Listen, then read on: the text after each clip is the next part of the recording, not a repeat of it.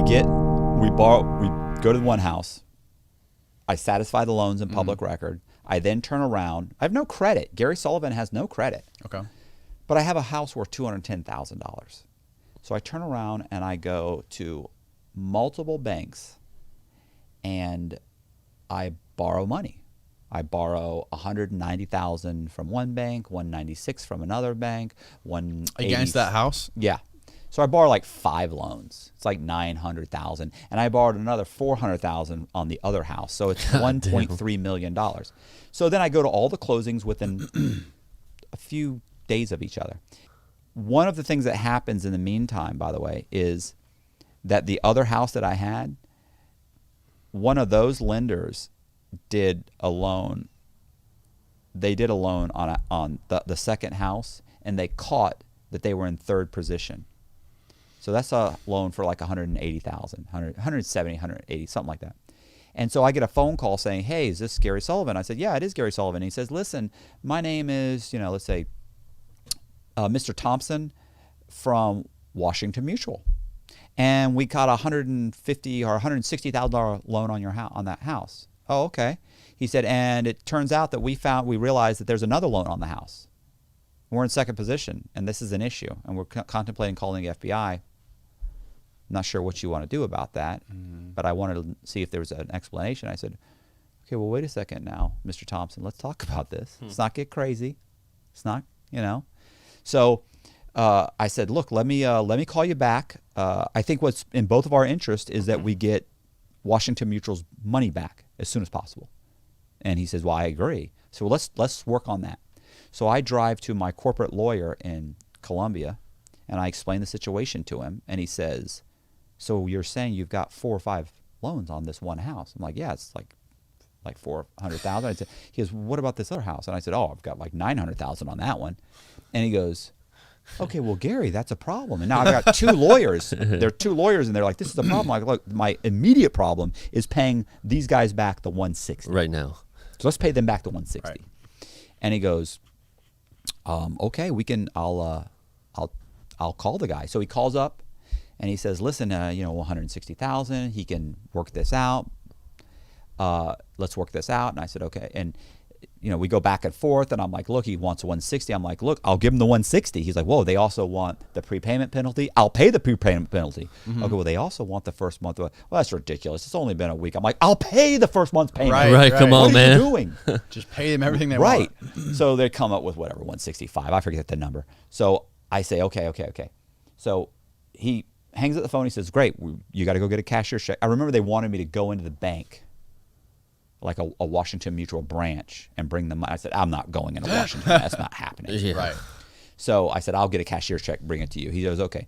They write up an agreement where they agree that it's not a criminal matter, it's a creative financing error, and that it's a civil matter, and that it's being taken care of. So they fill out the paperwork, no big deal. They fax it back and forth. I sign it.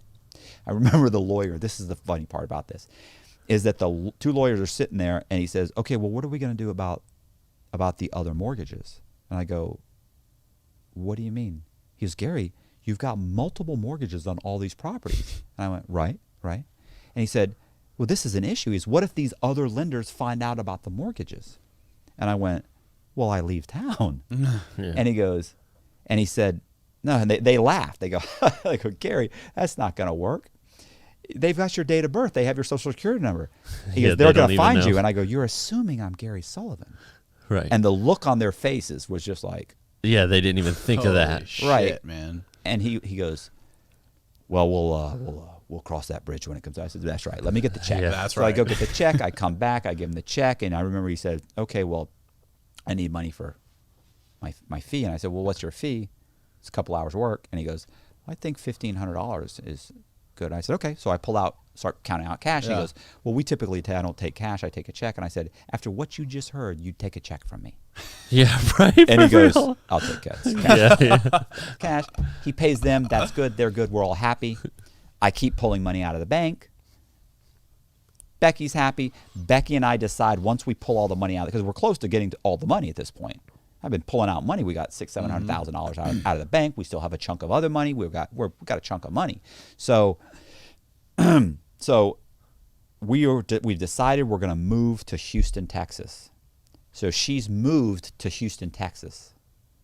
She lives in Houston now, downtown Houston, amazing building. And so she's in Texas, and yeah, she is already in Texas. Yeah, she was in Texas. So I go into the bank one day. I go into Wachovia. I walk into Wachovia as Gary Sullivan. Typically, when I walked in a place, I only had information on me that was specific to that person. Right. So you don't get it mixed up or. Right. I happen to have a Michael Eckert driver's license in my wallet. I walk in, I go up to the teller, I say I need $9,000 in cash. She goes, okay. She turns around, she goes, I got to get authorization for that. I said, no problem. She walks in the back.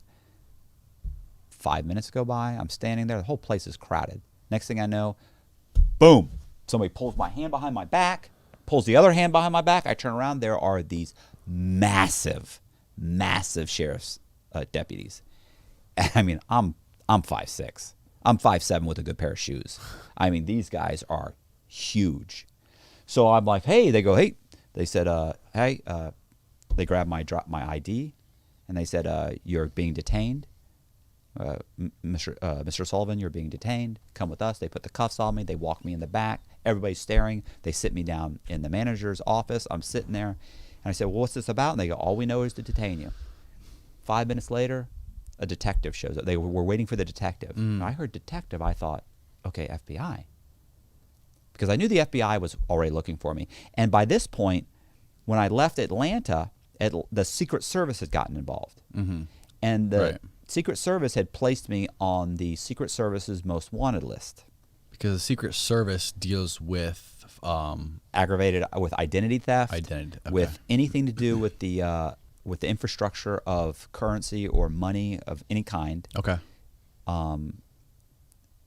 Which is a lot of banking. Right. They basically took over a massive amount of the FBI. Once the FBI kind of shifted towards terrorism, they took over a massive amount of that. So I know they're looking. And so anyway, I go back. I'm waiting. I'm handcuffed. The detective walks in. I'm thinking FBI, Secret Service. They walk in. The guy says, he walks in, and he says, hey, Mr. Sullivan, I'm whatever his name was, Richard. I'm John Richards, Detective Richards. And I say, okay. And he says, we were contacted by the head of Wachovia's fraud department. We understand that you've got multiple loans on a piece of property that you borrowed money from. One of the loans you took out was from Wachovia, and you've got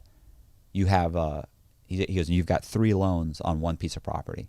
I actually had 6 loans on that piece of property. So I knew they've only caught 3. Yeah. So I looked up at him and I remember I said, is that illegal? And he went, I don't know.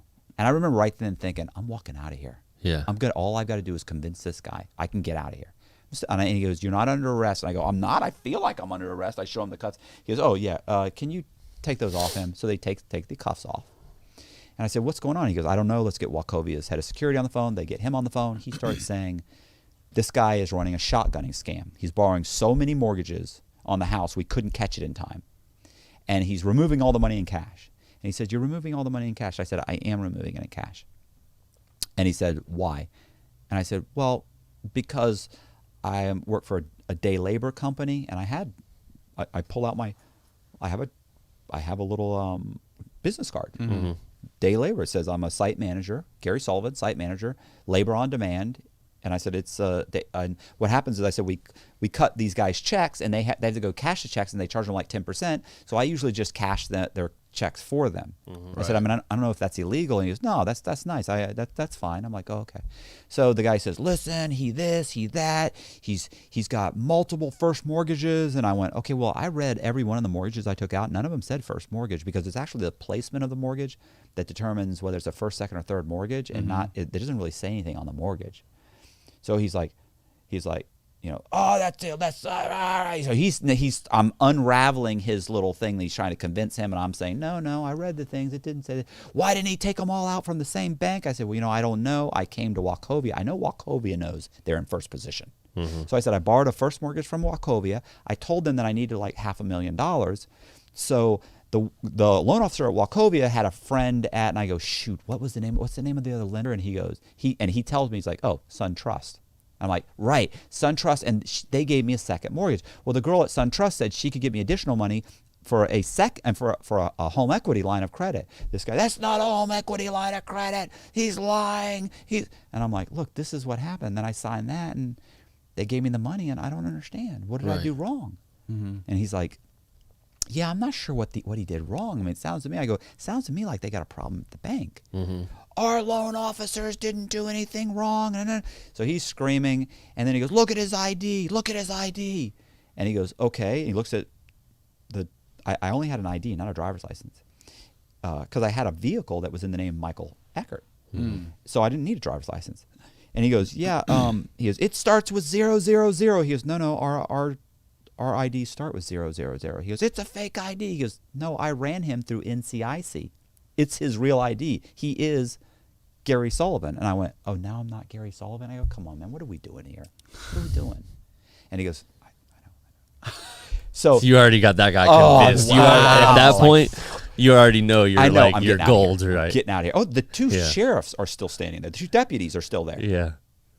So he goes, he's screaming and hollering, and he's telling them to calm down. I go, look, man, I think they got a problem at the bank. I wouldn't know how to do this. I said, I work for a labor company. What, I'm going to trick the bank out of $500,000? Come on. I own 2 houses here in the area. And he goes, that's right. He goes, yeah, he owns 2 houses. So he goes, look, I don't even know if he's committed a crime yet. I'm going to bring him downtown. We're going to fill out a police report, and I'm going to see what the district attorney says. He hangs up on the guy. Guy's furious. Yeah. I get up to leave, and he says, Gary, this is a South Carolina ID. Do you have a driver's license? And I went, I do, but it's in Nevada. I don't know if Gary Sullivan has one in Nevada. Right. I have no clue. He's a homeless right. Homeless guy, right? Homeless, right. Yeah. Prostitute. Yeah. Yeah, right. So the He's giving reach rounds behind 7-Eleven. Yeah. So the detective says, he goes, oh, that's right. He goes, you're from Las Vegas. And I right then remember that he had said he pulled me through NCIC. So he knows Gary Sullivan's been arrested twice for prostitution. Oh, shit. So I thought, no. I looked over at the deputies, and these guys are glancing at each other, smiling. And I thought, son of a bitch. They think you're a male They prostitute. think I was a male prostitute a few years ago. And I went, fuck. And the guy goes, one of the cops grabs the ID and says, I'll check to see if he's got a driver's license. He walks off. He comes back, and he says, yeah, he's got a valid driver's license in Nevada.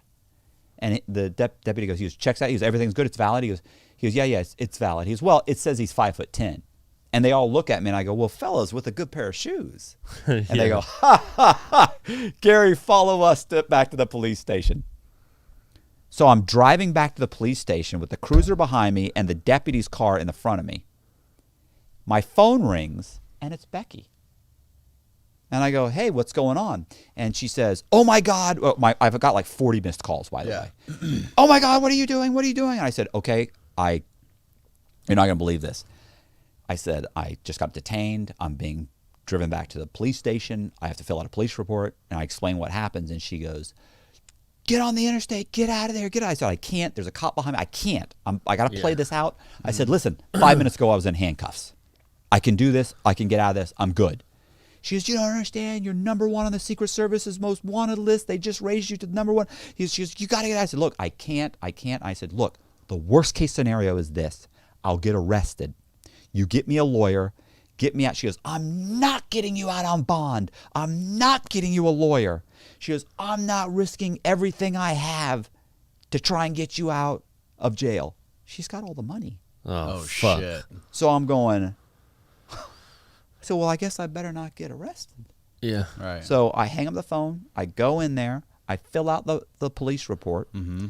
I wait. He won't let me wait in his cube. He says, can you wait in the hallway? I got to go talk to my whatever, lieutenant, whatever. Right. I wait in the hallway. In the hallway, there's all of these posters. There's one color poster, which is my Secret Service's most wanted poster. A picture of you. A picture of me. Now, keep in mind, I've had plastic with surgery. With their real name on it. Matt Cox. Yeah. Now, keep in mind, I've had plastic surgery by this point. I've had liposuction. I had a nose job. I had what's called a mini facelift. I got porcelain veneers. I had 2 hair grafts. This isn't my real hair.